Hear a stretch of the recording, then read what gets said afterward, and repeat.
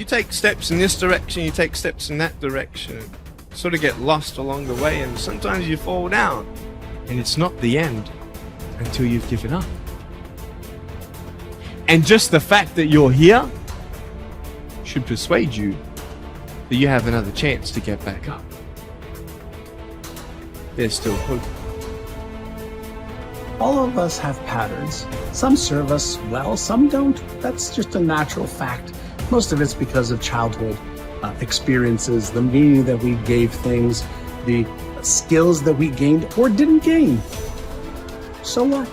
The key is start right now. Get better today, get better tomorrow, get better the next day. Over the course of 3 months, 6 months, 12 months, you have more mental control. You have more emotional control. You have more direction on your behaviors. And when you learn what you should be doing, holy mackerel, you could be healthier, happier, wealthier, and more. And all you've got to do to start now the process of life change is start somewhere. And it doesn't even matter where. You can start with good health or you can start with something else.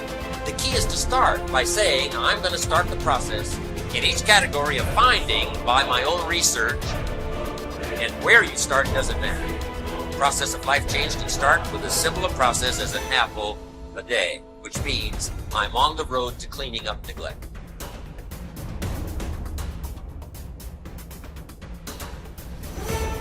Every man that put his all into something and he fell short. Well, just like those kids sitting in those elementary schools, when that teacher asks them to do something and they can't do it, they quit, they pout, they cry, but not us. We're gonna do it until we get it right. We're gonna do it until we write the end of our movie the way we want it to end. Promotion is coming. Good breaks are coming.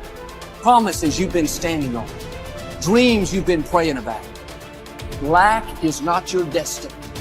Constantly struggling, barely getting by is not the end of your story. These light afflictions are for a moment. The adversity is temporary. The glory is eternal. See, if we have some skill, some ability, some knowledge, or some product, then the only thing that's between us and what we want to generate is our willingness to expend the energy to produce the results that we want. And when you take full ownership of that and realize that your life is an exact reflection of your choices, of the things that you could control and what you did with them, then everything begins to change. What are your visions of yourself? You see, all of this business about if you get tired, how many of you get tired? You don't have to get tired. I don't get tired. When it's time to go to sleep, there's no insomnia in my life, and there doesn't have to. Insomnia is one more of those things where you start telling yourself, I'm not going to be able to sleep. Look, you've been out, you're partying, you're at a convention, you're in New Orleans, get into bed, let's say, and it's 2 o'clock, and you know you got to get up at 6. Look at your watch. All right, it's 2 o'clock. 3 o'clock? 4 o'clock, 5 o'clock, 6. If I were to fall asleep right this second, and I'm not even close, all right, I'd only get 4 hours of sleep. Here it comes, ready? Great imagery now. Boy, am I gonna be tired tomorrow. Whew! Oh, I'm gonna be tired.